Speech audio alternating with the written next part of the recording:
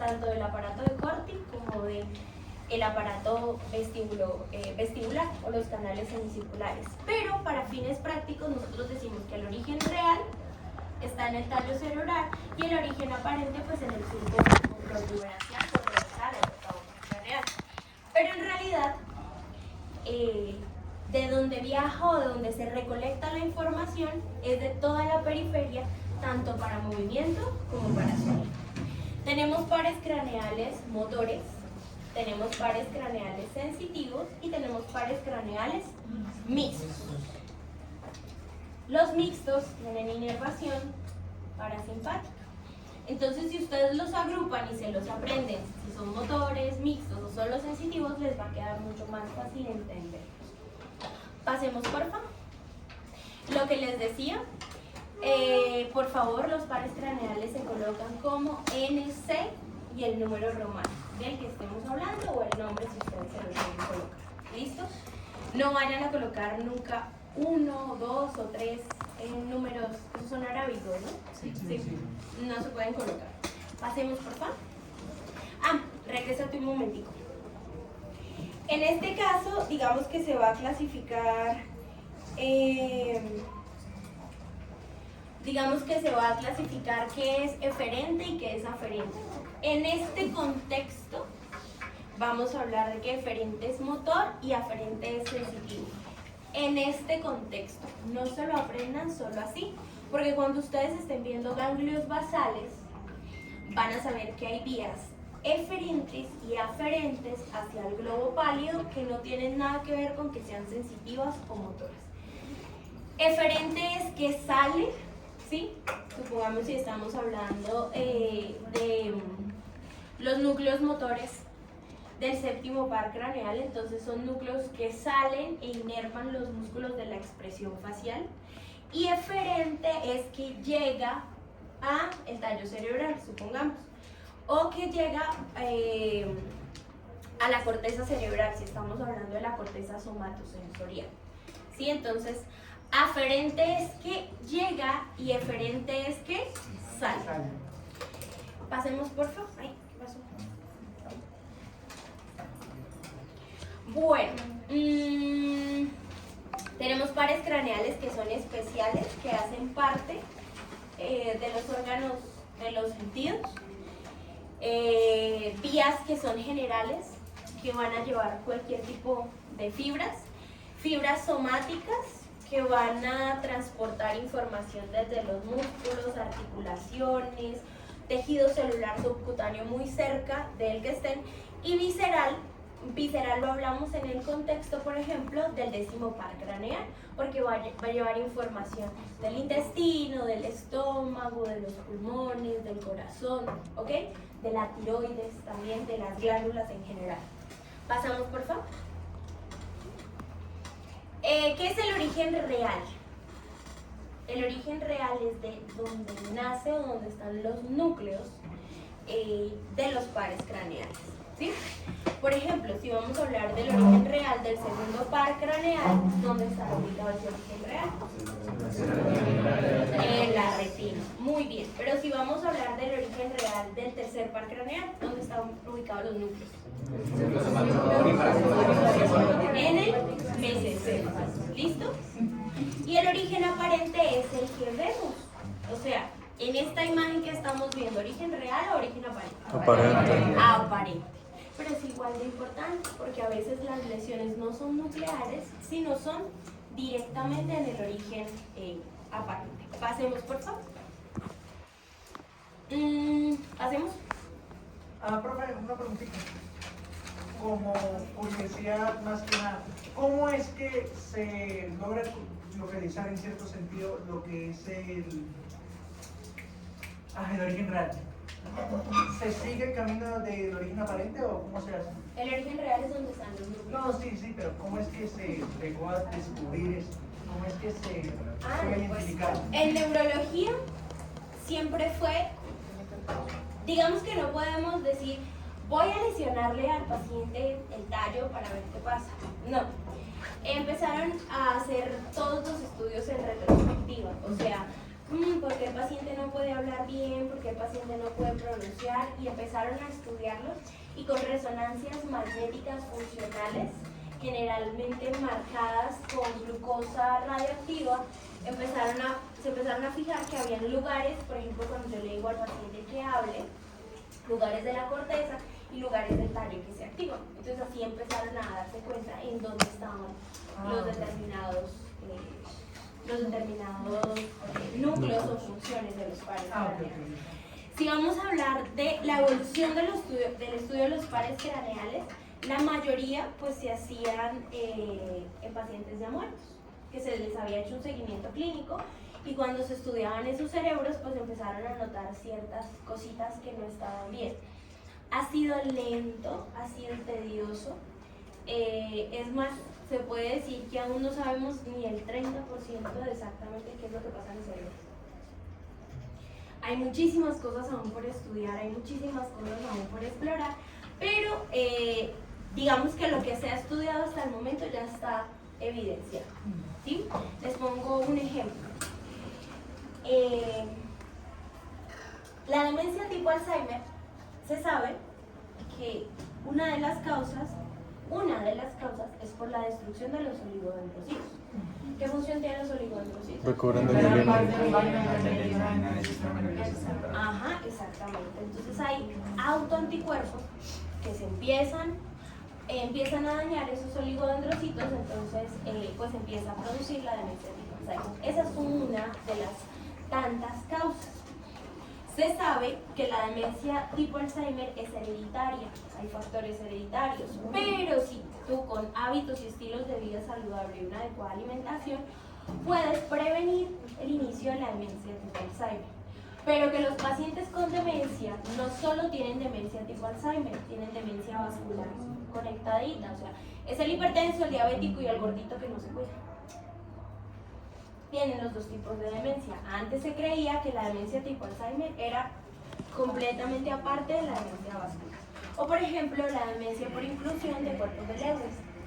Esa demencia es una demencia rápidamente progresiva. Las demencias se clasifican en progresivas o rápidamente progresivas. Generalmente las que son muy rápidas, algo pasa, deficiencia de vitamina D, hipotiroidismo, deficiencia de B12 o intoxicación por metales pesados. Y las otras sí es del viejito que empezó a los 50, 60 años a decir, ay, se me olvidaron dónde están las llaves. Dejó el carro con las llaves pegadas o las luces prendidas, o deja la puerta de la casa abierta, o sea, pequeños olvidos, pequeñas cositas, y luego con el tiempo pues se desarrolla toda la demencia. Pero los cerebros que se han estudiado muestran que ya no es una sola causa. O sea, en un solo cerebro pueden haber muchos factores que causan demencia. Entonces, en neurología aún no se ha dicho la última palabra. Hay cosas que aún las estamos estudiando. ¿Desde qué punto de vista? Bioquímico y molecular. Ya ahorita todos los estudios van a la bioquímica y a la parte molecular, porque también en la demencia tipo Alzheimer se sabe que no hay una adecuada transcripción de una proteína que en este momento no recuerdo el nombre, que hace que se genere toxicidad a nivel cerebral y se produce la demencia. Bueno, entonces, volviendo a esta imagen, el que está allá, ¿cómo se llama?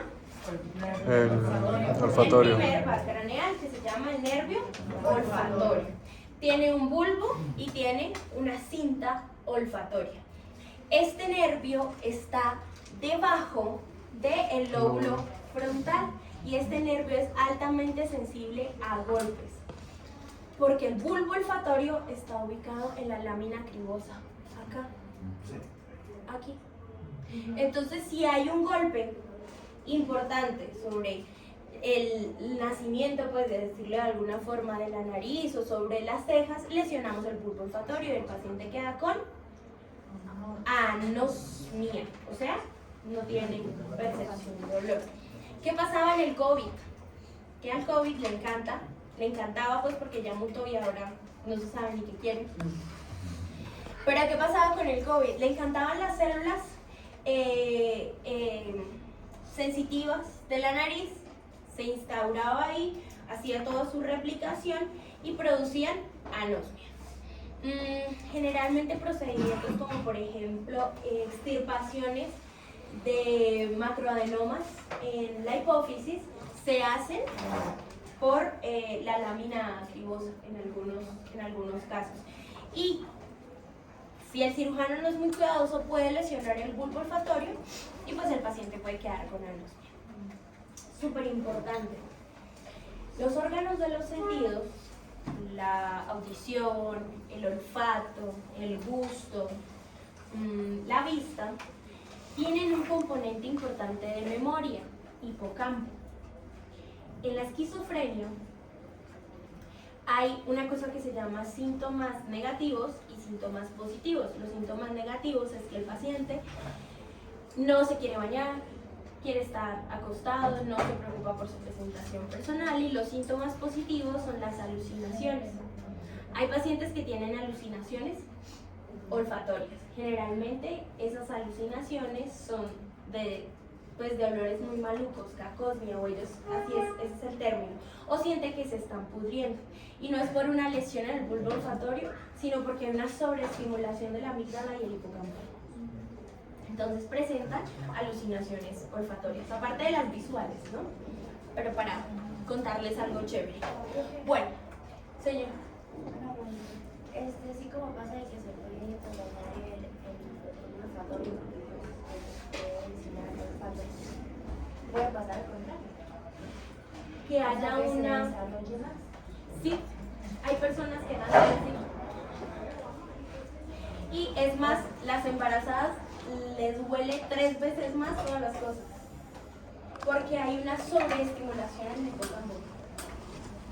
Por eso es que, por ejemplo, a mí me pasaba que yo no podía sentir el olor de alguien sudado, ni a 1 metro. Y que ni siquiera que hubiese sudado 5 horas, no. O sea, corriste un poquito y llegaste medio sudado, me hagas vomitar.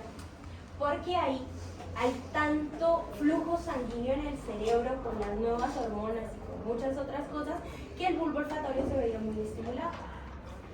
Las personas que se dedican a la cata de vinos, ellos no solo tienen una lengua muy desarrollada, porque si ustedes se fijan, lo primero huele y luego saborean. En el caso de, por ejemplo, los catadores de cerveza, ustedes saben que ellos no se pasan la cerveza, sino la escupen, la prueban y la escupen. A diferencia de los que catan vinos, lo huelen, lo prueban y lo tragan. Pero si te pasas la cerveza, ya no puedes seguir probando más cervezas porque se satura. Bueno, espérate, no la pases. El segundo par craneal es el nervio óptico, que se encarga de toda la percepción del ambiente y la lleva a nuestro cerebro. El tercero es el oculomotor con una ramita parasimpática. Ya les voy a explicar para qué sirve esa ramita parasimpática. Es supremamente importante. El cuarto es motor, el sexto es motor y va para los músculos del ojo. El quinto es sensitivo y motor, es mixto. El séptimo Mixto. es motor, pero tiene vías parasimpáticas. ¿Él tiene ramas sensitivas? No. El facial. No. Para la lengua y un poquito para... Pero son chiquititas, a diferencia de, por ejemplo, el trigémino, que es supremamente grande. Bueno, el octavo es vestíbulo coclear y es sensitivo. Noveno. El noveno, ya. Décimo, mixto. El onceavo, motor puro. Y el hipogloso, motor puro. ¿Listo? Bueno, pasemos por favor. Este cuadrito es el que se deben aprender para su vida. ¿Listo? Este cuadrito es el que nos dice si es mixto, si es sensitivo, si es solo motor, el nombre y el numerito. Entonces, imprímanlo, péguenlo en el techo de sus habitaciones, en la puerta, para que lo vean todo el tiempo. Pasemos. El primer par craneal, el nervio olfatorio.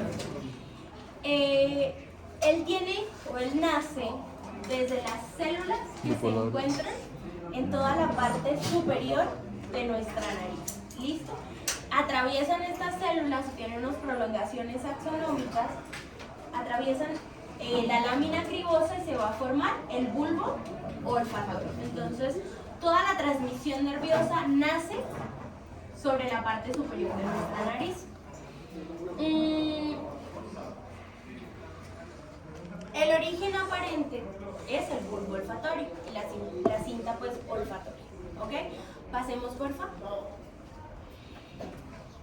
Todas estas células, todas estas prolongaciones nerviosas se encuentran ubicadas en la mucosa nasal. La mucosa nasal tiene varias funciones.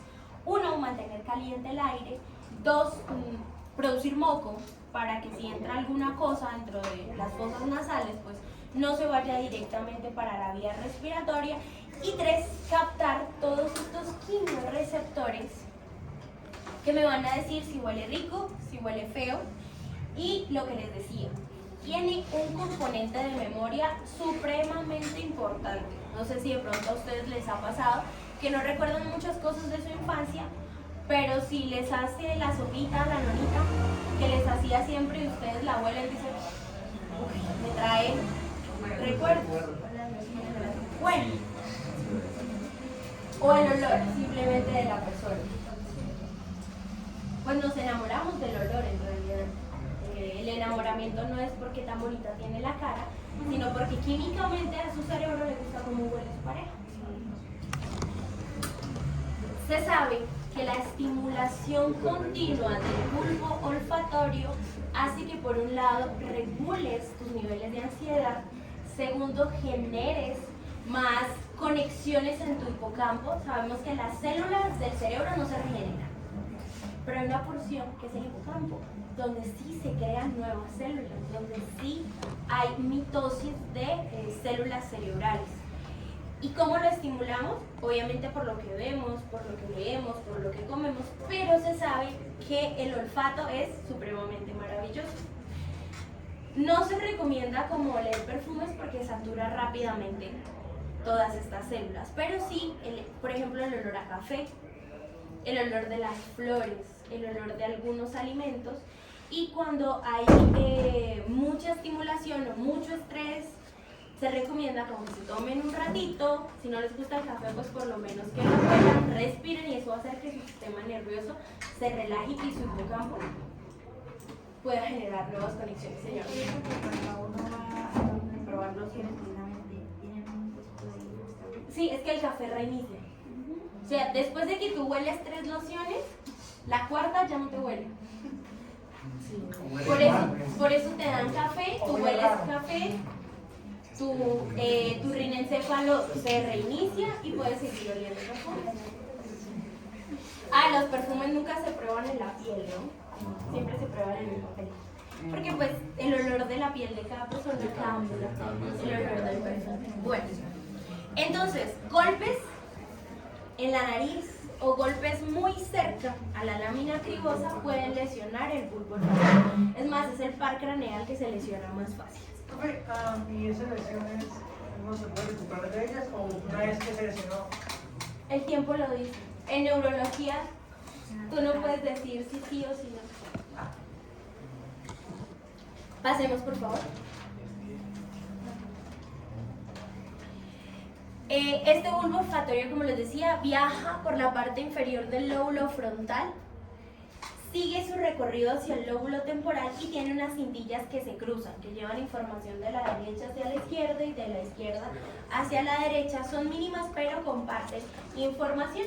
Y la última sinapsis del primer par craneal se da en el rinencéfalo, que está en la porción interna del lóbulo temporal y muy cerca del hipocampo. Pasemos, por favor. ¿Cómo exploramos entonces el primer par craneal que colocaron en el quiz? Se pone una sustancia. ¿Una o unas 3? Varias. Entonces, cuando uno es estudiante de semiología en el bolsito del doctor Chapatín, carga café, limón, alcohol y es muy juicioso y hace la exploración clínica. Ya con el tiempo pues simplemente uno lo hace con alcohol, el señor huele. Es más, así me di cuenta yo que tenía COVID. Porque fui a explorar un paciente con una úlcera en un pie. Yo me acuerdo que el cirujano le destapó el pie y me dijo, ay, Terry, huele terrible. Y yo como... Obvio. Sí, huele horrible. Me puse 3 tapabocas, terminé mi ronda médica y yo, bueno, no nos vemos en 15 días porque me dio COVID. A mí no me dio malestar, no me dio nada, sino simplemente hiciera una úlcera, un pie picho negro. O sea, eso tenía pseudomona y la pseudomona huele a 3 metros. O sea, cuando ustedes tengan la posibilidad de oler la pseudomona, ustedes llegan a urgencias y dicen, uy, hay un paciente con pseudomona, el olor es como al mes. Y el sabor, en realidad el sabor a mí me regresó como al año, de percibir bien las cosas como al año. Y hay personas que ahorita todavía no tienen, la carne les sabe podrido, quedaron con esas alteraciones. Bueno, el primer bar craneal es el más fácil. Vamos para el segundo. Entonces, Bueno, chicos, si tienen sueño, colóquense de pie. Los veo como muy embogotaditos, quítense un poquito el saco, que les dé frío, para que no se me pierdan en este par craneal. ¿Listo? Se colocan de pie, se estiran y nos concentramos en el segundo par craneal. Es el más bonito, es el que más me gusta, es el que más pregunto. Pero en espacial, ¿sí? O se los pongo a dibujar.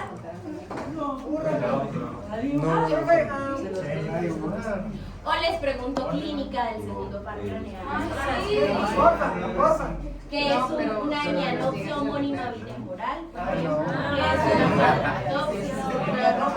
que es una bitemporal. Bueno, el segundo par craneal tiene vías netamente sensitivas. ¿De qué se encarga el segundo par craneal? Uno, de observar el medio en el que estoy. Evolutivamente, los primeros mamíferos, a quien le gusta estudiar cosas sobre la evolución, la ciencia y muchas cosas, Netflix tiene una serie que se llama ¿El origen de la vida? No. El origen de todo, ¿no? El origen de la... Creo que sí, o el origen de todo, creo. Entonces te hablan de cuántos miles de años estuvo, por ejemplo, estos cucarroncitos marinos chiquitos. Los de herradura. Los trilobites, los amonites, por ejemplo, tengo un amonite de 150 millones de años. ¿Es como escarabajo prehistórico? No, es que era como un caracolcito. Ah, ok. Me regalaron. Bueno, entonces ahí empiezan a hablar de la evolución de todo y llegan a los primeros mamíferos. Si tienen tiempo, cuando quieran, lo pueden leer, lo pueden ver juiciositos y se van a fijar que los primeros mamíferos tenían una visión al culo. No veían, pero tenían un olfato maravilloso que los hacía ubicarse de su manada, de otros mamíferos y de los depredadores, pero no veían nada. Con el tiempo, estos primeros mamíferos empezaron a dejar el olfato como una parte importante de su existencia, pero la visión se empezó a desarrollar de una manera más grande. Por eso es que tenemos una corteza cerebral prácticamente solo para la visión. ¿Listo? Entonces, esos lugares del rilencéfalo, los lóbulos temporales empezaron a ser un poquito más pequeños, a diferencia de que el lóbulo occipital empezó a tener más conexiones para tener una mayor visibilidad. Y esta mayor visibilidad, ¿cómo en el tiempo fue mejorando? Pues con la bipedestación, ¿sí? A medida que el mamífero se colocó más erguido, pues tenía una mayor visibilidad de su campo visual. El campo visual que mira colores, formas, tamaño, profundidad. La profundidad es supremamente importante. O sea, saber qué está lejos, qué está cerca. Movimiento. Los colores ya los dije. Y obviamente pues la visión juega un papel supremamente importante en la memoria. La memoria se ejercita pues visualmente, ¿ok? Eso hace que ustedes con el tiempo pues ya, por ejemplo, vean una estructura y digan, ay, yo sé dónde está ubicada, sé cómo se llama. Y más o menos yo recuerdo que tenía un color en las diapositivas de tal forma, pero en el cadáver como que no tiene el mismo color, pero lo empiezo a asociar. ¿Cómo? Con la memoria. El segundo par craneal se ha desarrollado tanto que dos estructuras tan pequeñitas como lo son los ojos tienen miles y miles y miles de conexiones neuronales que hacen que ustedes asocien lo visual con algo malo o con algo bueno. O por ejemplo, si ahorita estamos acá en clase y vemos que se incendia ese carro, no nos vamos a quedar tranquilos porque el fuego hace que se activen los sistemas de alarma y que se active la amígdala y por ende se va a activar el sistema simpático y vamos a salir corriendo. Entonces, las conductas tienen un componente evolutivo y los ojos hacen parte de una de las conductas más importantes del ser humano.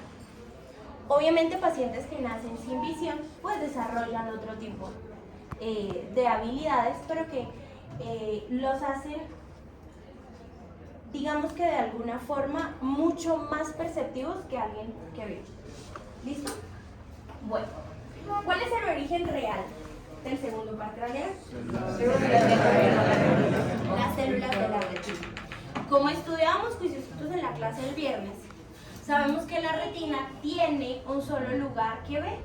No toda la retina ve, solo un puntito en específico, la marca. Es esta, está ubicada acá. Ese es el punto visual de la retina.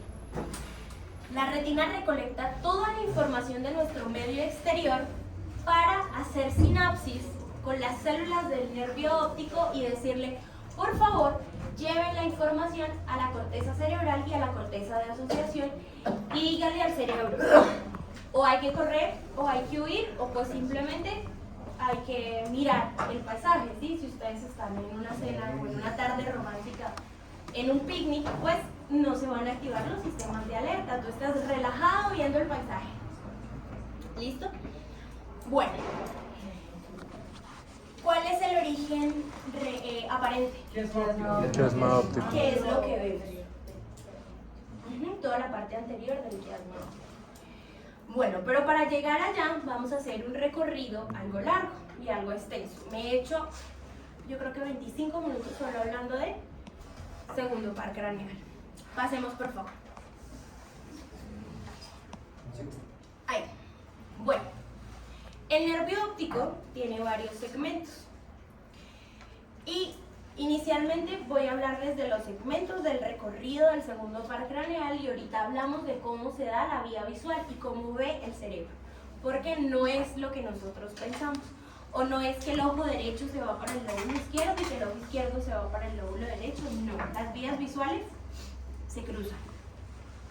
Entonces, tenemos varios segmentos. El primer segmento, ¿cómo se llama? Intraocular. Está acá.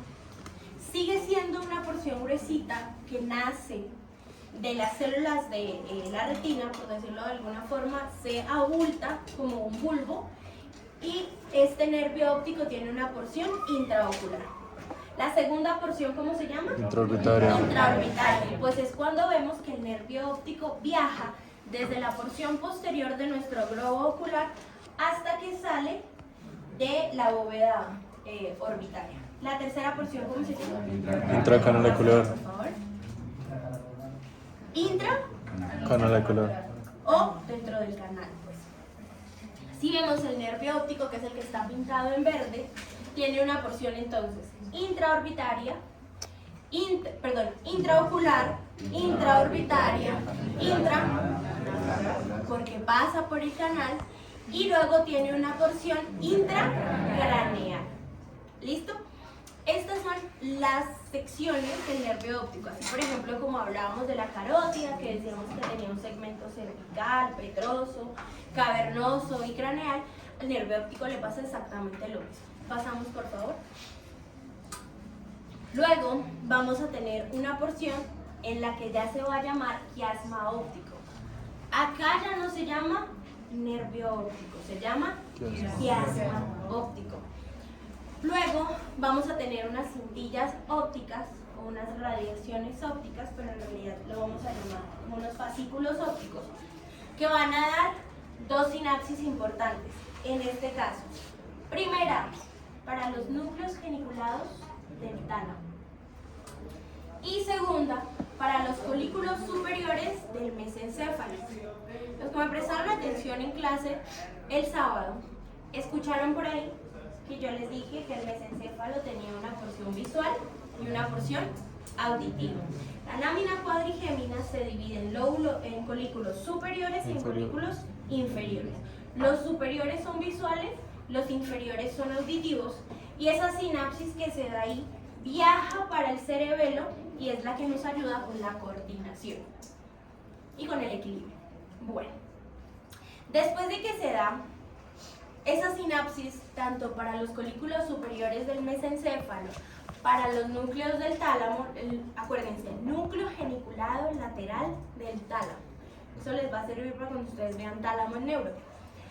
Da unas prolongaciones ópticas de cada lado que van directamente para el área 17 de Broca. ¿Dónde está ubicada el área 17 de Broca? En el lóbulo occipital. Están juntitas, área 17 y 18, que son las vías, o pues donde se da la conexión visual. Bueno, ¿qué les llama la atención de esta imagen?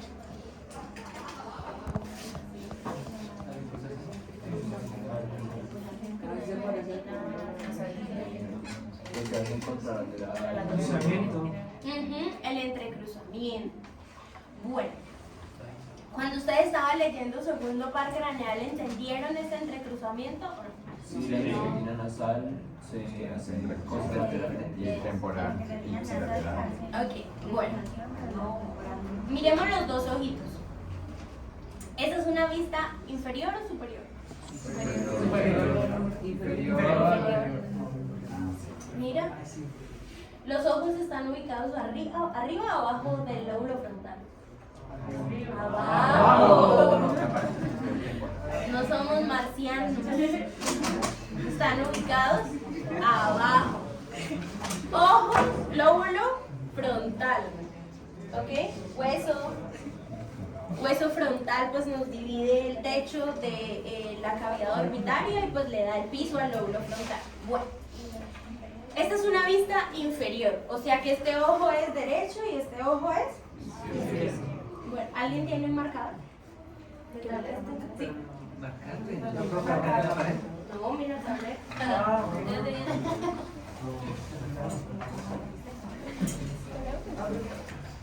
Nos damos un momentico a la vuelta.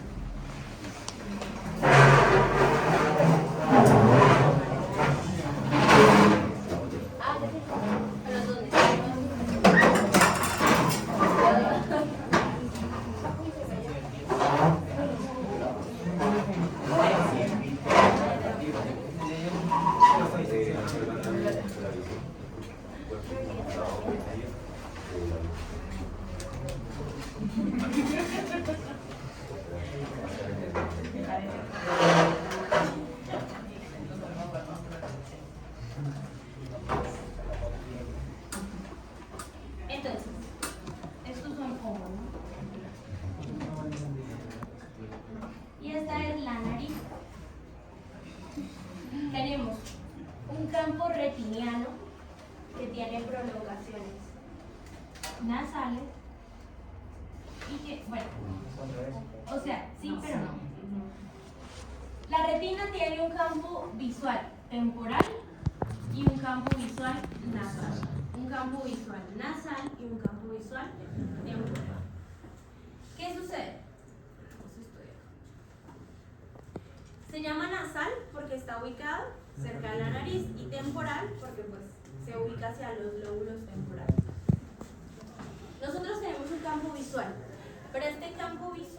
se refleja al contrario en nuestra retina, en nuestros campos retinianos.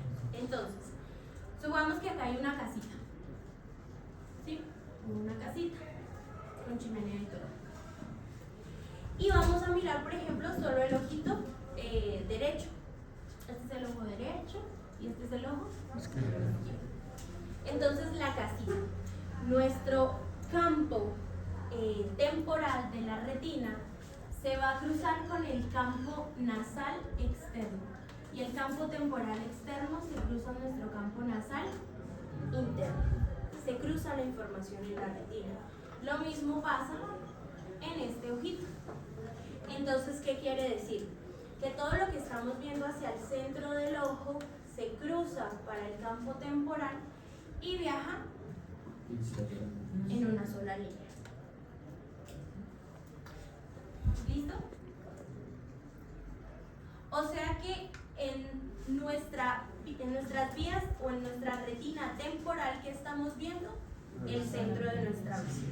Si yo, por ejemplo, estoy parada viendo, mis campos temporales están viendo las diapositivas, pero mis campos nasales están viendo a los estudiantes de los extremos, porque se cruza la información. ¿Listo? ¿Qué pasa con el campo nasal? Como este campo nasal se cruzó, pues él va a viajar hacia el mismo lado en un principio, en el nervio óptico. Pero en el quiasma óptico se cruza la información. Entonces, va a pasar esto. O sea que después del quiasma en adelante, la información va a estar cruzada. La primera sinapsis que se hace después de que sale el nervio óptico es en el quiasma óptico. La segunda sinapsis para los núcleos geniculados del tálamo y para el mesencéfalo en los colículos superiores. Luego de los colículos superiores hacemos varias sinapsis. Primera, ¿con qué par craneal? Con el tercer par craneal. Muy bien. Entonces el nervio óptico le va a decir al tercer par craneal: me está entrando luz. Por favor, regula la entrada de luz con la pupila. Y el tercer par craneal le dice a los nervios ciliares, ¿sí?, que van directamente para el cuerpo ciliar, le dicen: por favor, ciérrese, porque me está entrando muchísima luz. ¿Ok? ¿En qué iba? La otra sinapsis se da con las vías auditivas, con las vías específicamente vestibulares que van para el cerebelo y le van a decir: estamos subiendo, estamos bajando, estamos corriendo o estamos simplemente cayendo. ¿Sí? Supongamos que vamos en una montaña rusa. Entonces, la vía visual y el oído le dicen al cerebelo: estamos en una curva o estamos subiendo o estamos bajando. Y si cierras los ojos, dejas al cerebro perdido, porque no sabe ni estás para arriba, estás para abajo, solo va a sentir movimiento. Por eso es que uno se marea.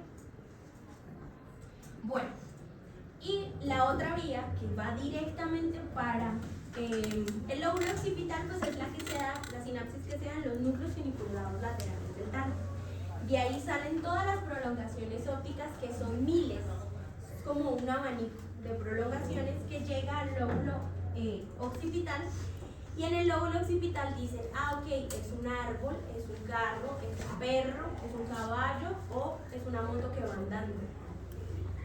Porque luego pues se hacen conexiones con el temporal, con el parietal, con las mismas vías occipitales que se van a encargar de decir si es profundo, si es grande, si es pequeño, si, mejor dicho, todo. Bueno, ¿claros hasta acá? ¿Lo entendimos todos? ¿Segurísimo? ¿Alguien no me entendió? ¿La tercera sinapsis con qué era? Con el tálamo. ¿Y la segunda? Segunda después del quiasma, Núcleo geniculado. laterales del tálamo, con los colículos superiores del mesencéfalo, que dan conexiones con el tercer par craneal. ¿Listo? ¿Claros hasta acá, señor? Lo del occipital, dijo algo más, pero no le alcancé a entender. Que el lóbulo occipital tiene áreas visuales secundarias, el temporal y el parietal. Pero hay con qué hace sinapsis. Con entre el mismo occipital, con áreas del occipital, con áreas del temporal, con áreas del parietal. De ahí salen fibras. No se regresa. La vía no se regresa. La vía da información y es la corteza cerebral la que interpreta lo que estás mirando. ¿Listo? Bueno. ¿Qué pasa si un día se me inflama el nervio óptico del ojo derecho? Pues solamente veríamos como la parte izquierda. Perderíamos la visión del ojo derecho. Eso se llama una neuritis óptica. ¿Neuritis qué? Óptica. Pero la toxoplasmosis, más que inflamarle el nervio óptico, le encanta la retina. Él le gusta es depositarse en la retina, más que en el nervio óptico. A diferencia del citomegalovirus. Al citomegalovirus le gusta el nervio óptico, al herpes le gusta el nervio óptico. ¿Qué otro virus le gusta el nervio óptico? Al alcohol. Sí. Al alcohol le encanta el nervio óptico. O sea, si tú tienes toxoplasma o cicatrices de toxoplasma en la retina, pues no vas a ver. Pero no está en el nervio óptico, está en la retina. Y la toxoplasmosis es fácil de identificar porque siempre van a tener un ganglio inflamado cervical. Esos ganglios inflamados cervicales solitos sale positivo toxoplasma. Y abramos la puerta. Gracias. Pero ya es etapa avanzada, ¿no? Lo que pasa es que el toxoplasma, pues para entrar rapidito en contexto, el toxoplasma es un parásito inicialmente tú te comes la larvita. Y esa larvita va y se deposita en el ganglio, deja el ganglio inflamado y luego sigue subiendo. Y dijo, ay, me gustó la retina y se quedó ahí viviendo. Pasan los años y un día como que tú y veo como mosquitos, escotomas se llaman.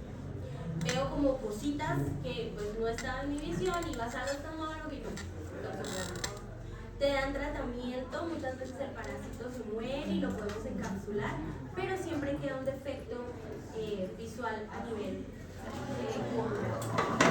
importantísimo. Por ejemplo, el paciente va para un tratamiento reumatológico y lo inmunosuprimimos, el toxoplasma se activa. Y si tenía por ahí tuberculosis guardada, le da tuberculosis. Por eso que hay que siempre tener los antecedentes. Sí, pero no. O sea, si tú dices, no eres trabajador de la salud, has sido todo el tiempo la señora de servicios generales de, ni siquiera en un hospital, podemos de un juzgado, y le dio artritis reumatoidea, lo primero que hace el reumatólogo es estudiar si tú tienes anticuerpos positivos contra tuberculosis, porque si los tienes te dan un tratamiento. Antes de colocarte cualquier medicamento que te inmunosuprima y la tuberculosis diga, oli, llegué yo, me activé.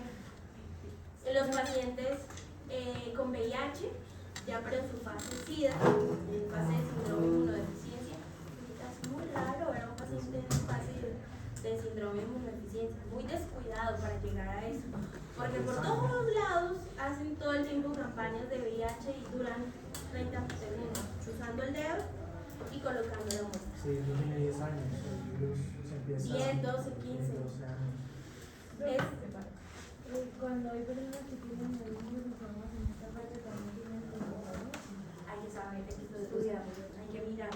Puede ser citomegalovirus, Epstein-Barr, toxoplasmosis o cáncer de lengua, cáncer de oído o cáncer de parótidas que tenga ganglios inflamados. Los ganglios inflamados en los niños no se estudian porque los peladitos viven enfermos con moco, gripa, amigdalitis, pero los ganglios inflamados en un adulto estudian.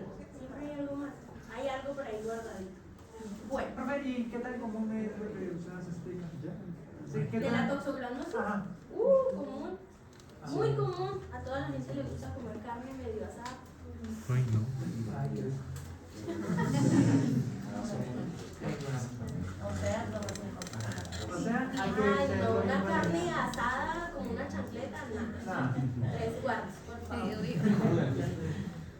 La toxoplasmosis, hablando de toxoplasma, es una enfermedad que se le estudia a las gestantes en cada trimestre. Cada 2 meses le estamos mandando anticuerpos a la gestante. ¿Por qué? Porque si hay toxoplasmosis, ¿sufre bebé? Porque porque la atraviesa la placenta. Toxoplasmosis compleja. Da daño óseo, ocular, convulsiones. Señora. Y eso, pues de que los gatos transmiten la toxicidad. Sí, sí, es verdad. Depende de lo que Las Los heces. gatos son el reservorio natural del toxoplasma. Profe, lo que pasa es Depende de lo que que realmente el coman toxoplasma también. lo produce, el toxoplasma, primero la larva se mete en la rata. Ah, sí, porque a ti te tocó estudiar. O sea, lo primero que pasa es que se mete en la rata y después inhibe la producción de una hormona que es lo que le produce el miedo a la rata y que Chale. tiene los gatos. Y lo que hace es producir una proteína que lo que hace es estimular al ratón a la orina de gato. Luego viene el gato, se lo come y ahí es donde empiezan los Por embolios. eso es que el gato está infectado de acuerdo a lo que coma. Sí, Sí, pero pues tú puedes tener tu gatito juiciosito en la casa y se te vuela. sí. Por eso es que hay que desparasitarlos. A ellos hay que desparasitarlos cada 3 meses. Sí. A los perros hay que desparasitarlos cada 3 meses. La Toxocara canis, que recuerdan que sus papás le decían, no caminen descalzos porque se les meten los parásitos. Sí, la Toxocara canis es una larva que está en el popó del perro y pues si tú caminas descalzo la larva se mete por la planta del pie y pues ya hace todo lo que tiene que hacer a nivel gastrointestinal, muscular y bueno. ¿Qué sucede? Que el gatito lo que hace es que pues cuando hace popó defecan los parásitos, pero si es un gato que mantenemos pues purgándolo, constantemente limpiándole el arenero, si es una gestante la que está cuidando al gato pues hay que desparasitarlo cada 2 meses, que otra persona sea quien esté constantemente limpiando el arenero y pues que el gato no se suba en la cocina, ¿no? Porque uno a veces ve que el gato pasea por toda la casa incluyendo el mesón donde se lava la carne. Pues ahí está el problema, por eso a las gestantes les decimos cocinen muy bien los alimentos. Ya después, pues, si quieres sígase comiendo su carne 3 horas. Profe, y si, por ejemplo, la persona antes de embarazarse tiene toxoplasma, ¿sí? No pasa nada. Eso O sea, ya nos da una vía de que tiene una cicatriz, una memoria inmunológica. Y para un médico es mucho mejor que una materna tenga memoria inmunológica porque tú pides 2 tipos de anticuerpos. Me estoy saliendo muchísimo de las gracias. Pides IgG, que te da los anticuerpos viejos, y pides IgM, que te da anticuerpos nuevos. Entonces el IgM te dice que la infección es inferior a 1 mes y la otra que es superior a 3 meses. Si ya tienes anticuerpos contra toxoplasma, igual siempre te voy a pedir IgM, porque de pronto, o te puedes reinfectar. ¿Se le da tratamiento antes de embarazarse, señora? No. ¿No? Solo si ¿Espera la de Dios? No, pero generalmente no se lo convierten, no se vuelven activos. Ya está en tu memoria inmunológica. Están calcificados. Ya está en tu memoria inmunológica, no pasa nada. ¿Y ese sería memoria? Siempre, cualquiera. IgG para varicela, rubeola, toxoplasma, citomegalovirus, lo que quieras. No aplica en hepatitis. Uy, hepatitis es una cosa impresionantemente larga de estudiar. No aplica en VIH. Pero para el resto de virus, generalmente se aplica. Bueno, IgG memoria y IgM nuevo. Volviendo al tema. Entonces, este ojo no tiene toxoplasmosis, tiene una neuritis óptica por citomegalovirus. Se le inflamó el nervio óptico y no ve por qué ojo. Por el derecho. ¿Listo? Bueno, digamos que este paciente se curó, pero él es Pedro Remarque. Y años después fue al optómetra y le dijo al optómetra, mire doctor, lo que pasa es que yo camino y cuando camino me choco con la puerta. Yo era torpe, o sea, siempre he sido torpe, pero ahora soy más torpe. Voy caminando y ya no veo la puerta de la nevera, es más, me muestra los hombros y están morados, porque se golpea todo el tiempo con cosas que él dice que no ve. Te va a decir que se tropieza o que simplemente su agudeza visual ha ido deteriorándose con el tiempo. Y cuando el optómetra lo examina, le dice, señor, usted no debe estar conmigo, debe irse para un neurólogo, porque muy posiblemente tiene un tumor en la hipófisis. Entonces, ¿qué pasa? El nervio, el quiasma óptico tiene un circulito en el centro, chiquitito, que es por donde pasa la eminencia que viene desde el hipotálamo hasta la hipófisis. Él es como un racimo de ajos, digo yo, con todo y tallito. Y acá está la hipófisis. La hipófisis está debajo del quiasma óptico. Se sienta sobre la silla turca. ¿Sí? ¿Por qué se llama silla turca? La forma, era como un palanquín, ¿no? Ahí era donde llevaban pues a las personas con platica en esa época. Y tiene esa forma también como para recostarse, porque si ustedes ven en la parte posterior, tiene como el espaldar de una silla. Ahí tiene, entonces la hipófisis reposa sobre el hueso, la hipófisis está acá y acá arriba está el nervio óptico, perdón, el quiasma óptico. Entonces al paciente le empieza a crecer la hipófisis mucho hasta el punto en el que aplasta el quiasma óptico. Y el paciente, ¿qué no va a ver? Los campos temporales o la visión periférica. Eso se llama una hemianopsia homónima bitemporal. Homónima bitemporal. Hemianopsia homónima bitemporal. Sí, lo que transporta todo el sistema porta el hipotálamo hipófisis. Entonces, este paciente fue al optómetra porque no veía bien y su diagnóstico fue: tienes un tumor en la hipófisis. ¿Por dónde se opera ese tumor? Por la nariz. Y se extrae. Si es muy grande, muchas veces lo que prefieren es irradiarlo porque es muy difícil de llegar, o si es medianamente pequeño, no se opera. Lo hacen por el seno general, ¿no? Por la altura.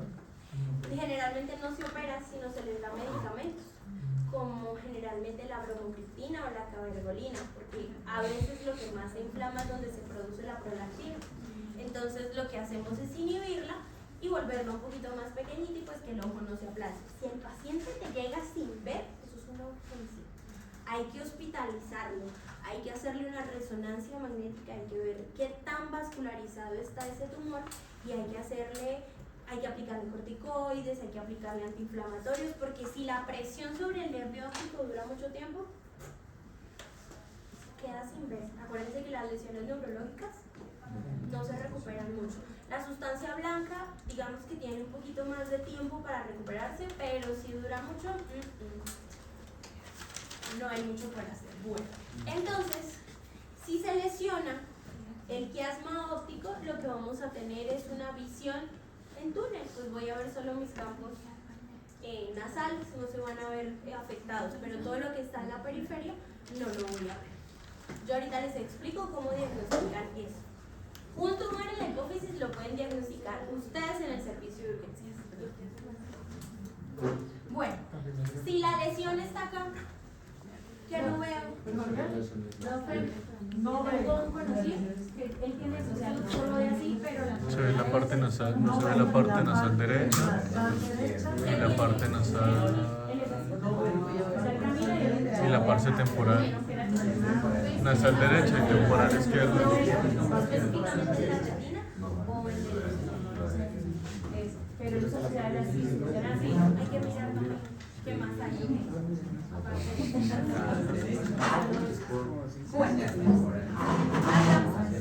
Nasal derecha y temporal izquierda.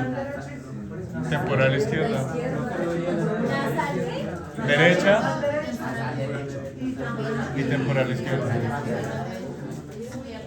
Antes del tálamo. Si la lesión está en el tálamo, pues la visión va a ser el menor de sus problemas. Porque el tálamo tiene vías motoras, sensitivas, propioceptivas, mesencefálicas, del cerebelo. O sea, si hay una lesión en el tálamo, O sea, bastante. se detecta constante. Como una resonancia. Y aparte de que está, ¿averiguaron dónde queda la cápsula interna? La cápsula interna. ¿No? Tarea. ¿Dónde queda la cápsula interna? Entonces, si hay una lesión en el tálamo, también fijo, ya se llegó las vías sensitivas, las vías motoras de la cápsula interna. Y fijo, tiene temblor o algo porque ahí al ladito crea el núcleo caudado, el globo pálido, el putamen y el anteútero. Esto todo está pegado una sola cosa con otra. Y las lesiones talámicas no son solitas, van acompañadas, porque las arterias que irrigan el tálamo irrigan la cápsula interna, irrigan el núcleo caudado, irrigan el globo pálido, irrigan el putamen. Entonces, ver sería el menor de sus problemas. Tiene muchas cosas más importantes en las cuales pensar. Bueno, y si la lesión está acá, ¿Dónde? ¿qué es esto? No, occipital. Ahí sería que esos tienen problemas a nivel De todo. ¿de todo? Son las famosas cuadrantopias. Y es que cuando haces una campimetría por confrontación, hay lugares que no se ven. Eso es difícil de que la diagnostiquen. Esto lo hace más bien una campimetría por confrontación computarizada. Porque ella sí le pone todos los campos y te dice cuál no ves. Porque tú tienes que señalar qué ves, dónde lo ves, sí, arriba o abajo. Y hay lugares que no ves, entonces el computador te dice, tienes una campimetría por confrontación con cuadrantopsias, con pedacitos de visión, como cuando se le daña uno el televisor. ¿Sí han visto que los televisores tienen celdas? Sí, que puede ser un televisor gigante, pero tiene unas celdas. Entonces se dañó una celda completa. Entonces no ves un cuadrito arriba y un pedacito abajo. Eso pasa acá. ¿Por qué? Porque todo lo que estaba a izquierdo de mi campo nasal del ojo derecho y mi campo temporal del ojo izquierdo y viceversa se van a cruzar. Pero no solo se van a cruzar de un lado y del otro, se cruzan de arriba a abajo. Entonces lo que tú ves arriba es mi retina está abajo y lo que está abajo es mi retina está arriba. Y viaja la información, esa sí viaja así, derechita, pero al revés. ¿Cómo así? Vamos al marcador. ¿Sí? Yo tengo dos marcadores. Mis marcadores viajan, digamos, en un caso hipotético, están en mis campos temporales. El verde viaja para el lado izquierdo y el azul viaja para el lado derecho, pero viajan al revés. Ah, claro, porque la imagen gente con el protegente. Pero viajan así. O sea, que en realidad Sí. Sí, No, porque bueno, tu corteza de asociación, pero como por eso tal, te veo al derecho. como No te tal, veo al sí. No, pero la derecho. persona con la enfermedad. Sí, No. No, porque las cortezas de asociación, ellos giran la imagen. Claros hasta acá,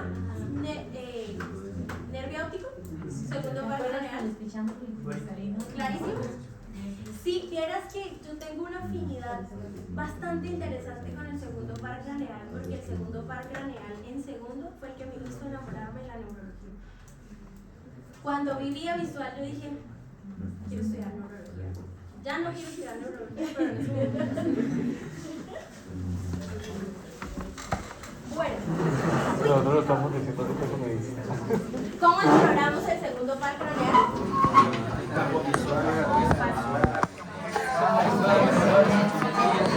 Campos visuales, que es la famosa campimetría por confrontación. Entonces, ¿qué hace la campimetría por confrontación? Espérate un momento. ¿Qué hago en la campimetría por confrontación? Me paro frente a mi paciente. Si es más grande, pues le pido que se siente porque debemos quedar a la misma altura y la hago con él, porque pues yo debo saber qué está viendo y qué estoy explorando. Entonces le digo al paciente que me mire a los ojos, que no mire a un lado o al otro, solo a los ojos, y le digo si ve los deditos. ¿Ves el dedito? Acá, acá. Luego exploro campos nasales. ¿Sí lo ven? Y así Es que no, pues. Esto se llama campimetría por confrontación o campos visuales. La segunda, percepción de los colores. ¿Alguien es daltónico? ¿O ni siquiera sabes? Pues porque con los hombres esto es rojo y se quedan como que Sí, pero también puede ser rosado. Ellos no ven más en la escala cromática, o es rojo, o es verde, o es naranja. Mi exnovio es daltónico y me di cuenta una vez que le dije, ¿cómo se me ve el vestido verde? Y él, pero no es como café. Y yo. Entonces supe que era. Ay, me dijeron, se te veía muy bonito. El daltonismo es rojo y el verde pero si es café. Y el azul. Sí, muy bien. Bueno, entonces, la percepción de los colores se hace con unas tablitas. Búsquenlas en el celular.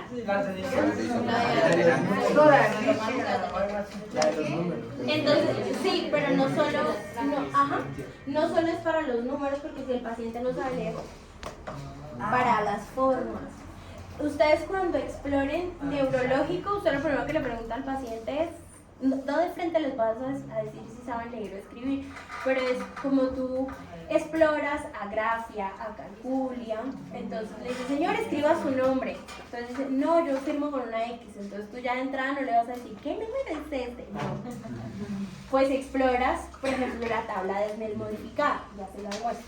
Bueno, entonces, con estos puntitos, ustedes dirán, ¿por qué no solo le pongo el verde? ¿Por qué no solo le pongo el rojo? Porque tenemos longitudes de onda con los colores. Por eso es que los puntitos me van a veces a entremezclar. Supongamos esta imagen, si la ven bien en sus celulares, el 12 está verde y está metido como entre el rojo. El paciente daltónico no va a ver el 12, va a ver solo puntos cafés. ¿Listo? Bueno. ¿No ven el 12? Pásenmela, por favor. Llevamos entonces campimetría por confrontación, colores. Ahora vamos a ver las letras. La tabla de Snell tiene varias modificaciones. Tiene para niños, porque si es un niño de 2, 3 años, es muy difícil con ellos. Entonces generalmente está el carrito, el balón, la velita, el árbol. Esto para alguien que sepa leer, y si no sabe leer, entonces es la que ustedes ven con rayitas. Por ejemplo, la primera es un palito con 3 rayitas, así. Y el otro, acá abajo, es esa misma barra con las rayitas hacia abajo, con las rayitas hacia arriba, para que el paciente pueda identificarlo. La visión normal se llama visión 20-20. O sea, quienes no usan lentes tienen visión 20-20. Esto es para visión lejana. Con esto diagnostico miopía, no hipermetropía. La hipermetropía se diagnostica con esa misma tablita, pero cerquita. Para si el paciente me dice que de cerca no ve bien y tiene que alejarlo, tiene hipermetropía. Y hay que hacer diferentes, pues el optómetra muy juiciosito se encarga de empezar a colocar muchos lentes para saber cuál te sirve. Yo hablé del astigmatismo el sábado. ¿Qué dije del astigmatismo? Es como una hipersensibilidad, ¿no? ¿A qué pertenecía el astigmatismo? A la córnea, muy bien. La córnea debe ser redonda. En realidad no, la córnea lo distorsiona, porque la córnea debe ser redondita. Y en el astigmatismo la córnea es como un baloncito de fútbol americano. Entonces distorsiona el rayo. El paciente con astigmatismo no ve ni de lejos ni de cerca. Le ve sombras. O sea, si ustedes... ¿Quién tiene astigmatismo? Si ustedes se quitan los lentes, lo que van a hacer es verle sombra a la letra. Le ven sombritas o barriguitas. Sí, no. Eso es fotosensibilidad. Desde luego. Eso se ve entre más lejos, se ve más. Señor. Yo lo veo igual. Pregunta, te he entendido que el 2020 está por el 8, tengo entendido. Exacto. Ok, listo. ¿Qué significa si la persona puede ver más para abajo? Que tiene una agudeza visual increíble. Entre más arriba, peor. Mi ojo derecho está por acá. Mi ojo izquierdo derecho está acá y mi ojo izquierdo está por acá. Yo no veo nada por el ojo derecho. Pero nada es nada. Es más, no veo nada que cuando me quito los lentes mi cerebro lo apaga. Inmediatamente él se desconecta. Porque mis papás no se dieron cuenta cuando estaba chiquita que no veía y eso generó ambliopía. El cerebro elimina un ojo. Y que menos sirve, pues. Bueno, agudeza visual. Debe cumplir unos criterios, más o menos 2.5 metros de donde esté la tabla a donde estás examinando al paciente. Oscuros, si se fijan ya los optómetras no le ponen a uno esto en una tabla, sino en un video en un proyector.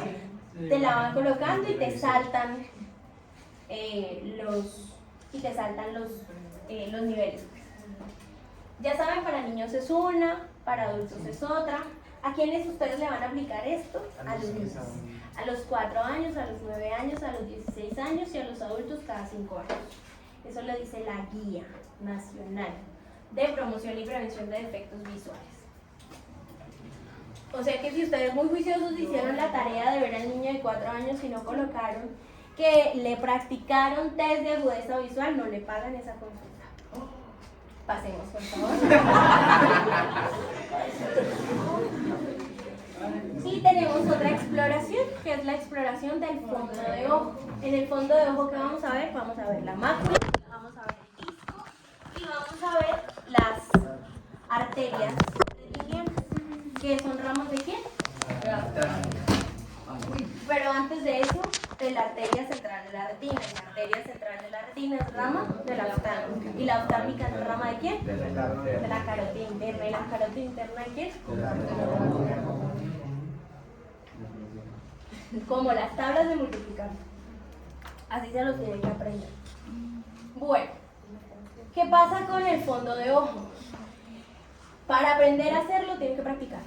O sea, si ustedes no han hecho fondo de ojo nunca en su vida y llegan al internado sin hacer fondo de ojo, hagan fondo de ojo. Si ustedes tienen la posibilidad de hacer fondo de ojo, a todos los pacientes en semiología, háganle al perro, al gato, a la mamá, al papá, al novio, a todo el mundo háganle fondo de ojo hasta que aprendan a hacer fondo de ojo. Con el fondo de ojo ustedes pueden diagnosticar ese paciente que llegó con migraña y vómito y le dijeron, es una migraña, y usted le hace fondo de ojo y le ve el disco óptico gordito, rojo, ensanchado, no es una migraña, es un tumor cerebral. Entonces el fondo de ojo diagnostica cositas muy interesantes. ¿Listo? En el diabético no se va a ver la retina atrás rosadita, sino como infiltrados algodonos, como parches de algodoncito. Y se ve opaca, ya no se ve rojita, se ve como un amarillo pálido. El paciente se está quedando cieguito. ¿Listo? ¿Quiénes no le van a permitir hacer fondo de ojo? El paciente, por ejemplo, con un glaucoma, porque duele. El solo hecho de poner la luz sobre el ojo les genera dolor.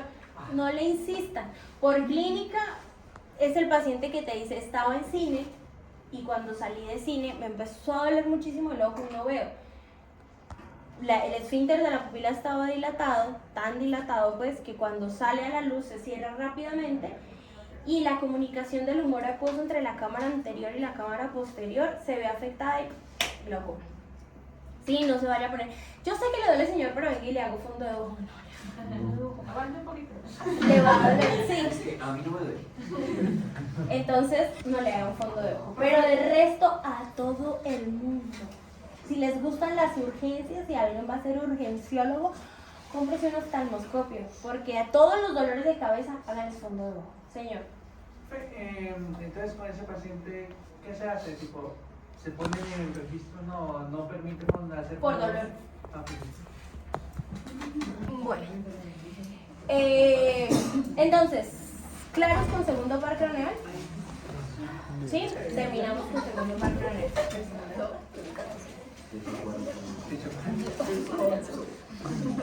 No, descansamos después del sexto. No. Estamos a la mitad, son 12. Bueno, pasemos al tercero. El tercero es uno de los más bonitos. Pero me haces un favor, me pasas mi Bueno, no me canso yo, que soy la que estoy acá parada hablando. Me quedo sin reservas de saliva. ¿Se pueden acabar? Sí, el síndrome de Sjögren. Eso no es inmunitario. Bueno, tercer par craneal. El tercer par craneal se llama el oculomotor o motor ocular común. Este par craneal nace con los núcleos o el origen real es en el mesencéfalo, muy arribita hacia los folículos superiores del mesencéfalo. Tenemos los núcleos motores muy cerquita a la sustancia periacueductal, porque acá están los núcleos motores y acá está el conducto central del epéndimo por donde pasa el líquido cefalorraquídeo. Ahí está el tercer par craneal y al ladito, metidito hacia el centro, está el núcleo de Eddington-Westphal. El núcleo de Eddington-Westphal es el núcleo parasimpático del tercer par craneal. Entonces, ¿qué función tiene el tercer par craneal? ¿Qué músculos del ojo inerva? Recto superior, recto inferior, Recto interno. y oblicuo inferior. ¿Y oblicuo? ¿Y cuál más? Y el músculo elevador Del párpado. párpado superior. Como las tablas de multiplicar. Volvemos a decirlos. ¿Qué músculos inerva el tercer par craneal? Recto superior, recto inferior, recto medial, oblicuo inferior y el músculo párpado superior. Inervación motora. Entonces, ¿qué me permite hacer el tercer par craneal? Mirar arriba, mirar abajo, mirar al centro, pero no a la punta de la nariz. Ya les explico por qué. Mirar solo al centro. La mirada convergente. Me permite elevar el párpado y me permite además un control importante en el esfínter de la pupila. ¿Y por qué? Porque tengo inervación parasimpática en la pupila. Bueno, ustedes dirán, ¿para qué me sirve la inervación parasimpática de la pupila? Para muchísimo. Por un lado, si ustedes se habían puesto a pensar, ¿por qué si yo pongo la luz en mi ojo, la pupila se cierra? Porque estoy controlando el esfínter de la pupila, pero el segundo par craneal no hace eso. Lo hace el tercero. Entonces el segundo par craneal le mete un codazo al tercero y le dice, oiga, me están alumbrando el ojo, ¿será que puede cerrar un poquito la pupila? Entonces el núcleo de Eddington-Westphal se activa, da la orden y la pupila hace Dios mío. Esa es la primera sinapsis que hace el segundo par craneal. La primera es en el... Sí, la... no, perdón, en el que no hace sinapsis, discúlpame, ahí simplemente se cruzan las fibras. Se hace, pues, entre comillas, digamos que sí es la primera, pero es que se hacen como al tiempo. Ah, ok, O sea, esa es una de las sinapsis. que Ajá, hace. exactamente. En los folículos superiores. Yo dije que ni que armas de sinapsis, no, eso es sustancia blanca. Se cruza solamente. Se hace sinapsis en los folículos superiores y en el tálamo. Bueno, ¿en qué iba? Entonces el segundo par craneal le dice al tercero, me está entrando mucha luz, por favor puedes cerrar un poquito la pupila. Entonces así es que diagnosticamos muchas patologías de los ojos, de la vía visual y del mesencéfalo.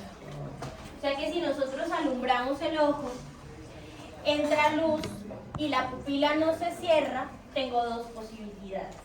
La primera, que haya una neuritis óptica, o sea que el nervio óptico del ojo al que le estoy colocando la luz no esté funcionando. O que tenga un tumor en el mesencéfalo. ¿Cómo lo compruebo?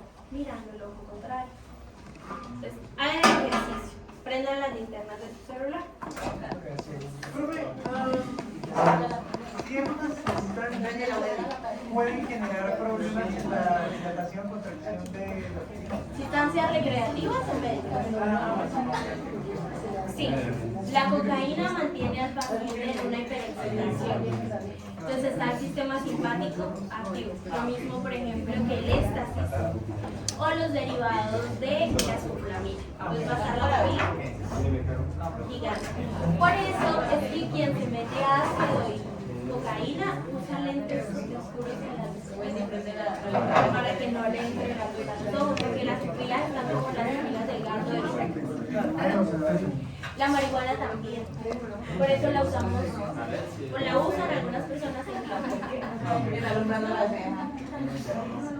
Bueno, entonces, ¿a quién van a examinar? Alexis, que le da migraña cada rato. Ay, tiene migraña. ¿Quién va a ser examinado? Pobrecito. Pues puede ser un tumor cerebral, un feocromocitoma, elevación de la renina, angiotensina, aldosterona, hiperactivación del sistema simpático, un montón de cosas. Bueno, a quien le van a examinar los ojos, por favor, o sea, quien no tenga la linterna en la mano, cierre los ojos. Cierre los ojos 30 segundos. Pero quítense los lentes. Eso. Van a iluminar solo un ojito. ¿Listo? No tan cerca. Abran los ojitos. Ya. ¿Qué pasa en el ojo que ilumina? Pero sostenga. Estás enfermo. ¿Qué pasa en el ojo que están iluminando? Se contrae. Bueno. Silencio. Miren el ojo que no están iluminando. Iluminen el mismo ojito y ahora miren el otro ojo. Ah, pero ese también se tiene que cerrar, ¿no? Se supone que se cerran con menor cantidad, pero porque están las vías conectadas, algo así, ¿no era?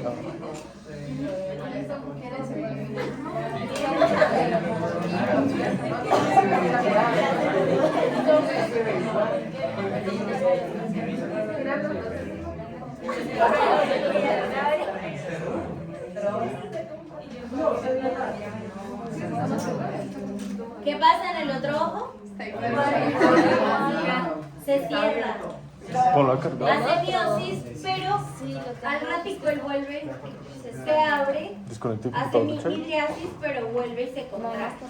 Es porque los núcleos motores, los núcleos parasimpáticos se conectan. Entonces le da la información no solo al ojo que está iluminando, sino al ojito contralateral. Eso es, o así exploramos una patología que se llama el defecto pupilar aferente. La van a estudiar. Y es porque hay un daño en las vías de comunicación del segundo par craneal con el tercer par craneal. Bueno, entonces ustedes dirán, entonces si ya no ilumino el ojo simplemente va a ser, se va a dilatar o va a ser midriasis. Sí, pero con activación de la vía simpática. O sea, sí, para que la pupila se dilate debo tener activo el simpático, y para que la pupila se contraiga está activo el parasimpático. Por eso es que siempre hay que iluminar un ojito primero, luego el otro ojo y ver la reacción pupilar. Si les llega un paciente inconsciente a urgencias, ¿sí? Va en cicla, se estrelló y les llega el paciente inconsciente, ustedes le abren los ojos y no hay reacción de las pupilas, hay un daño cortical. La corteza cerebral está lesionada. Y si ustedes le ven un ojo así, gigante, y el otro puntiforme, hay una lesión en el hemisferio. Señor. Parasimpáticos del contrario. Sí. Señor. Sí, señor. Las famosas anisocorias. Bueno, entonces, eso hace parte de la tarea. Van a buscar qué es unas pupilas isocóricas, van a buscar qué son las pupilas anisocóricas, que son las pupilas puntiformes, y en qué patología se ven unas pupilas puntiformes, y que es unas pupilas completamente midriáticas, que tampoco es normal. ¿Ok? Generalmente si hay lesión en el nervio óptico, Y hay gente que nace sin pupila. sí, Hay como... Hay gente que nace también con pupila, ¿no? sin pupila, o con huequitos dentro de la pupila. no, como si se le derritiera. Que es una anisocoria, que son las pupilas isocóricas, o que es que son las pupilas midriáticas. Las puntiformes también y Midriática. Muy dilatada. Bueno. ¿En qué vamos, señoritos que están allá atrás chateando? No, estábamos buscando a Lidia. No, tú no. ¿Sí? Ah, no, el midriasis. Ajá, ¿y qué es la midriasis? Cuando se dilata la pupila. Bueno. Profe, no va a decir que no. Profe, yo conozco un muchacho que yo le pregunté porque tenía una gran la curiosidad. Anisocoria. Y él me dijo que era que él había tenido herpes. Y le pasó eso por eso. ¿La persona forever no vuelve a estar así? Si lesiona el nervio óptico, no. Señor. Una dudita, profe, se va a decir que son los músculos. ¿De cuál? ¿Ya lo dijimos? Un Los músculos ciliares. Sí, pero ahí diciendo no, pero lo que pasa es que la vez pasada Ricardo nos regañó porque no sabíamos cuál era el nombre. Los vimos en ojo. Los músculos ciliares.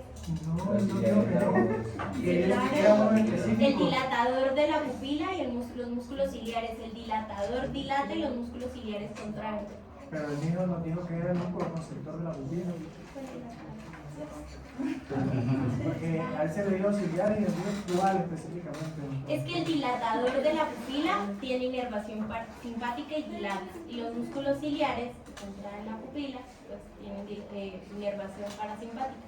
O sea, ahí está la discusión si es ulnar o caudal. Ah, no. O si es fíbula o peroné. O sea, o como hay, y antes se llamaba humeral, ya no. O sea, ¿se puede llamar de otra forma? Ah, bueno, por ejemplo, con Ricardo creo que también han tenido una discusión de qué tipo de lesión era y alguien le dijo, es una mianopsia bitemporal, entonces que no, que era quiasmática o prequiasmática o posquiasmática. Es que, o sea, el orden de los factores no altera el producto. Pero entonces, ¿cómo hacemos con el regaño? Sí. Pues igual que como con Ferreira. ¿Sabes qué les gusta cada uno? O sea, si tú a mí me dices el músculo constrictor de la pupila o el músculo ciliar inervado por el parasimpático, ¿Está bien? pues es que es lo mismo. Al final de cuentas es lo mismo. A mí no, a Derly, no a García Fernández. Luego no le dicen a Ricardo, pero Derly me dijo que no, o sea, conmigo. Bueno. Hay que aplicarle a la programa. ¿Qué más del tercer par craneal tenemos que decir? Nada más, digo yo, creo yo. Ya lo dije. Estabas dormido cuando No, pero es que yo tengo una duda porque cuando yo vi los movimientos de los músculos, yo me puse como que más. Y pues en la diapositiva yo entendí como que el oblicuo es inferior, era como para allá, pero a mí me dice como que era para acá, como para medial, en vez de lateral. No, el oblicuo inferior. ¿Dónde está la polea del oblicuo inferior? Así que tampoco lo entendí porque era como así. Entonces, los músculos, acá aplica la física, por algo en biofísica. Hacia donde está la polea es hacia donde se jala. No, física tan bonito que es. Yo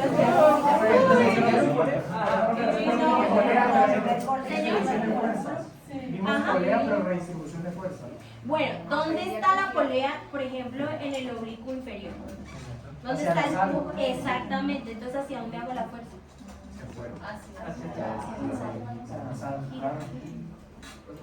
Y el oblicuo superior gira el ojo, pero ¿hacia dónde? De arriba, pero así.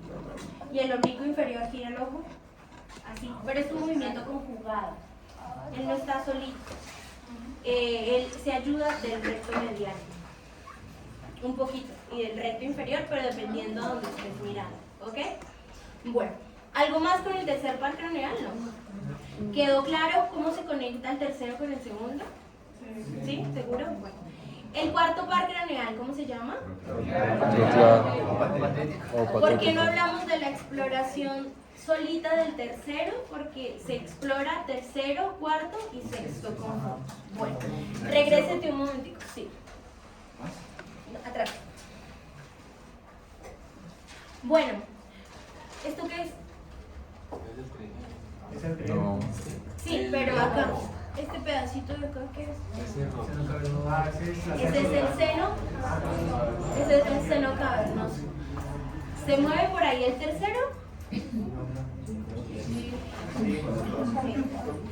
Entonces el tercero también entra dentro del seno cavernoso. Por eso es que las lesiones del seno cavernoso son tan catastróficas, porque se llevan un montón de pares craneales. Bueno, pasemos por favor. ¿Qué más importante del tercer par craneal? No, creo que nada más. No hay nada más importante con respecto al tercer par craneal. Su origen aparente. Del tercero. La fosa interpeduncular se llama. La fosita interpeduncular. Por ahí sale el tercer par craneal. Interpeduncular. Están los pedúnculos cerebrales, pero pasa por la fosa interpeduncular. Todos los pares craneales salen anteriores, excepto uno, el cuarto. El cuarto es el único que sale posterior. Bueno, pasemos por favor. Vamos a hablar de la exploración de los ojos junto con el cuarto y el sexto. Entonces vámonos para el cuarto. ¿Profe, la convergencia? No me importa. Es que me queda más fácil con los ojos. Pero bueno, mirada convergente, mira. Al centro pero arriba. ¿Cómo se llama el cuarto par craneal? Troclear o pareto. El oblicuo superior, ¿en qué se inserta? En una tróclea. Por eso se llama troclear. ¿En a quién le da inervación? Al músculo oblicuo superior. ¿Qué me permite el músculo oblicuo superior? Mirar la punta de la nariz. Bajar escaleras. Porque cuando ustedes bajan escaleras miran hacia abajo, pero aparte de mirar hacia abajo, los ojos se unen en el centro. Tiene una mirada convergente. ¿Qué es una mirada convergente? Cuando tú miras hacia el centro. Y una mirada divergente, por ejemplo, es lo que pasa a veces en el estrabismo, divergente, no convergente. O sea, un ojito se va hacia afuera. Bueno, ¿dónde están los núcleos del cuarto par craneal? En el mesencéfalo, en la parte posterior. ¿Qué pasa con el cuarto par craneal? Que hace una prolongación hacia posterior, o sea, lanza unos bracitos hacia posterior, se cruzan y luego salen. Es el único par craneal que sale por la parte posterior del tallo cerebral. Ese es el origen real. El origen real, entonces, es el núcleo que está ubicado en el mesencéfalo, y el origen aparente es por la parte posterior de los pedúnculos posteriores. Bueno, pasemos por favor. Octavo par craneal. Bueno, cuarto par craneal, perdón. Ya casi. Ya hablamos de quién le da inervación y su fusión, pero ya les explico por qué usted no evalúa el tercero solo, el cuarto solo y el sexto solo. Pasemos por favor. Cuando hay parálisis del cuarto par craneal, bueno, ustedes se preguntarán, ¿qué diferencia tiene una parálisis del cuarto par craneal y qué diferencia tiene una parálisis del tercero? El parto. Los movimientos que pueden hacer.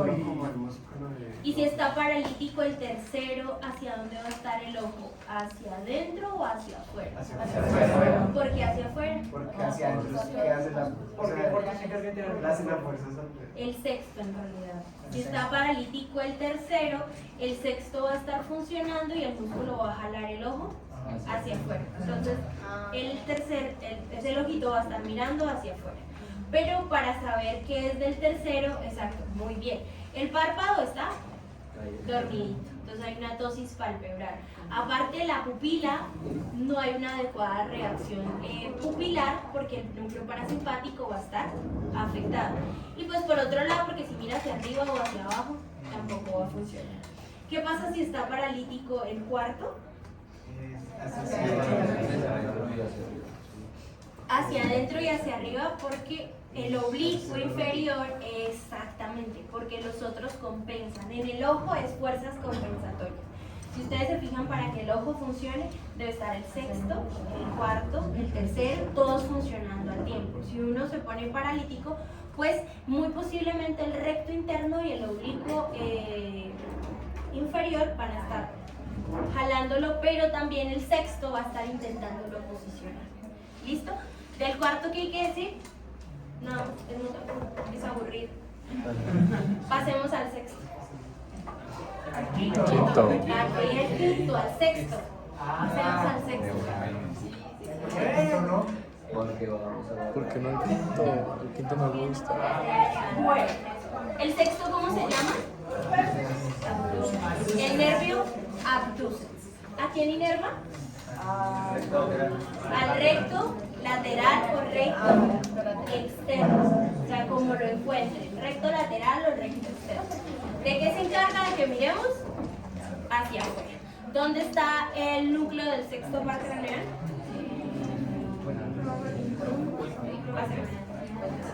Ah, mira, ahí está. En el puente, está ubicado muy cerquita o muy abajo al cuarto ventrículo. Dato importantísimo. El sexto par craneal es el que más se lesiona. A ella le toca bailar con el más feo de la fiesta. Generalmente con las hidrocefalias hay parálisis del sexto. O sea, si a usted le llega un paciente con parálisis del sexto par craneal, busquen una hidrocefalia.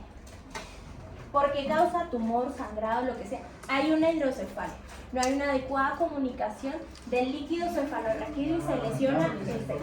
¿Por qué? Porque él sale y es el más largo en su recorrido. Para poder entrar al ojo, él da, abraza, porque miren por dónde sale. Está muy abajito de, o sea, si somos prácticos, para entrar al ojo tengo que estar acá, ¿cierto?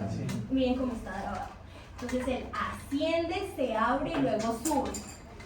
Entonces cualquier afectación en el líquido cefalorraquídeo lo lesiona. Bueno, ¿y el origen aparente entonces dónde está? En realidad en el surco bulboprotuberancial. Este es el surco bulboprotuberancial. Específicamente sobre estos dos formaciones gorditas que ¿cómo se llaman? ¿Cuáles? ¿No? Las Olivas. Eso, Pedro, muy bien, las olivas. Y justo por ahí pasa, ¿qué vía? Espinotalámica lateral, creo que es. Varias, pero esas son las más chiquitas, las pirámides. La vía piramidal pasa por acá y un poquito más abajito la vía piramidal Se cruza. se cruza. Muy bien. Bueno, entonces ahí está el sexto par craneal. Su función es que miremos hacia afuera. Inerva el recto lateral o recto externo. Ahora sí, ¿cómo se explora? Se exploran los tres juntos. Se explora el tercero, cuarto y sexto. Porque usted no le va, no le va a decir al paciente con el ojo izquierdo míreme hacia afuera y con el ojo derecho míreme hacia afuera. No se puede. Tú lo que haces es, te paras frente al paciente, generalmente le tienes la cabeza. Porque los pacientes usted le dice, mire para allá, los ojos, por favor, no mueva la cabeza. Entonces usted le tiene la cabeza al paciente y le dice, por favor, siga mirando. Entonces le muestras el dedo hacia arriba, hacia abajo, hacia un lado. ¿Por qué le tienes la cabeza? Porque si de pronto va a girar la cabeza, tú la seccionas. Si el paciente está inconsciente, por favor, o sea, ¿para qué le van a evaluar el tercero? Entonces, ahí no he podido evaluarle el tercer, ni el cuarto, ni el sexto par craneal al paciente, pero lo necesito para el diagnóstico neurológico, ¿no? Ya está jodido, está inconsciente. Exactamente, señor. El profesor Jesús nos dijo que eso depende del estado de inconsciencia que tenga la persona, ¿no? Porque, por ejemplo... En coma, en estado comatoso o somnolencia. Pero es que, por ejemplo, el paciente, la somnolencia es un estado de inconsciencia, pero superficial. O sea, es del que tú le dices, señor, el señor te abre los ojos y usted le dice, ¿cómo se llama? Adolfo. El paciente inconsciente o en coma puede reaccionar a estímulos dolorosos solamente, pero como con retirada ya. pues ahí entra un montón de cosas, de celebración, de comunicación, como superficial, como profundo. Bueno. Pero si el paciente está consciente, pues le exploramos el tercero, el cuarto y el sexto juntitos. Si de entrada ya vemos que entra con la cara así, pues ya sabemos que hay algo en el tercero. O sea, no hay que ser un genio para saber que se le lesionó el tercer par craneal. Pero si entra con los dos ojitos apagados. No, con los dos párpados. Y tú le dices que abra los ojos y se le hace súper difícil abrirlos. Es una lesión en la placa motora. Y les dejo acá un dato súper importante, y cuando llegue la neurología y el profesor de neurología se los pregunte y ustedes le dicen el diagnóstico, quedan como unos príncipes. Cuando ustedes ven que un paciente tiene los dos ojitos apagados, pueden ser dos posibilidades: Guillain-Barré o miastenia gravis. Miastenia gravis. Entonces, si el paciente aparte tiene dificultad respiratoria y tú ves que los ojitos se le apagan, piensa en el Diomedes Díaz. Y se Guillain-Barré. ¿Listo? O la miastenia gravis, también el paciente ingresa con tosis palpebral bilateral, pero hay algo un poquito más, y es que, por ejemplo, usted le pide que levante los brazos, levanta los brazos. Le vuelves a decir que levante los brazos, la segunda vez los levanta hasta acá, y la tercera vez los levanta hasta acá. Porque la placa neuromuscular se cansa. Entonces, en el primer movimiento lo mueve bien y luego ya se va haciendo. Y es el paciente que te dice: yo me despierto súper bien, pero a las 3 de la tarde no me quiero levantar de mi cama.